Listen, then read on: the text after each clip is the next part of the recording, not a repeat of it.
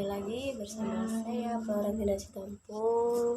Baiklah, kali ini kita akan membahas materi tentang anggaran konvensional.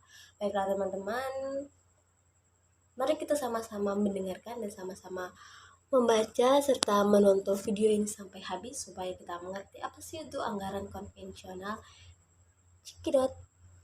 Apa itu anggaran konvensional? Anggaran konvensional adalah jenis anggaran yang disusun berdasarkan pendekatan tradisional di mana perencanaan keuangan dilakukan dengan melihat data historis dan proyeksi sederhana. Dalam penyusunan anggaran ini, angka-angka dari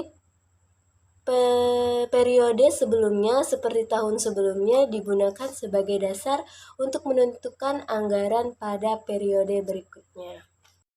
Lalu ada ciri-ciri anggaran konvensional. Yang pertama itu bersifat inkremental. Anggaran konvensional biasanya didasarkan pada anggaran tahun sebelumnya dengan penyesuaian untuk inflasi pertumbuhan atau kebutuhan tambahan lainnya. Terus yang kedua ada pendekatan line item. Anggaran ini disusun berdasarkan kategori penyusunan tertentu seperti gaji, peralatan, dan bahan. Setiap kategori memiliki alokasi dana yang spesifik. Terus yang ketiga, tidak fokus pada output atau hasil. Anggaran konvensional lebih menekankan pada alokasi dana dan pemenuhan prosedur administrasi daripada pencapaian hasil atau kinerja yang spesifik. Baru yang keempat atau yang terakhir itu ada sederhana dan mudah dipahami.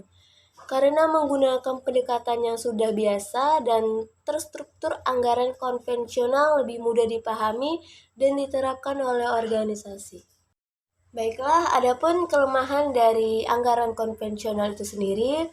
Yang pertama, hubungan yang tidak memadai atau terputus antara anggaran tahunan dengan rencana pembangunan jangka panjang. Terus yang kedua ada pendekatan inkremental menyebabkan sejumlah besar pengeluaran tidak pernah diteliti secara menyeluruh efektivitasnya. Terus yang ketiga lebih berorientasi pada input daripada output. Hal tersebut menyebabkan anggaran tradisional tidak dapat disajikan sebagai alat untuk membuat kebijakan dan pilihan sumber daya atau memonitor kinerja. Terus yang keempat itu ada sakat-sakat antara departemen yang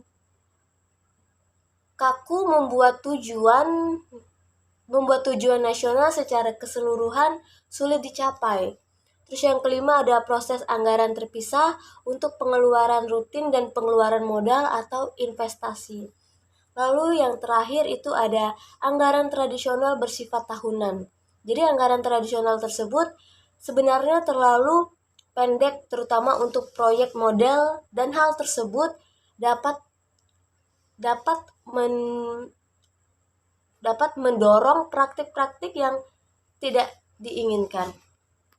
Nah, jika tadi ada kelemahannya, maka sekarang ada keunggulannya. Keunggulan anggaran konvensional itu sendiri, yang pertama penyusunan relatif mudah sehingga dapat membantu mengatasi rumitnya proses penyusunan anggaran. Terus yang kedua, tidak memerlukan pengetahuan yang terlalu tinggi untuk memahami program-program kegiatan baik karena dari kegiatan-kegiatan tersebut merupakan lanjutan dari kegiatan tahun-tahun sebelumnya. Terus yang terakhir, dengan menggunakan cara penyusunan ini, maka wilayah perselisihan menjadi sempit sehingga dapat mengurangi kemungkinan terjadinya konflik antara unit-unit yang berkepentingan terhadap negara. Nah, adapun karakteristik konvensional. Yang pertama berbasis historis. Anggaran konvensional seringkali dibuat berdasarkan data dan kinerja historis. Terus yang kedua inkremental. Metode ini cenderung menggunakan pendekatan inkremental di mana anggaran ditingkatkan atau dikurangi berdasarkan perubahan kecil dari tahun sebelumnya. Terus yang ketiga ada prosedural. Pembuatan dan pelaksanaan anggaran konvensional sangat tergantung pada prosedur dan aturan yang sudah berlaku. Terus yang terakhir ada kurangnya fleksibel. Anggaran konvensional biasanya kaku dan kurang responsif terhadap perubahan historis dan kondisi yang tidak terduga.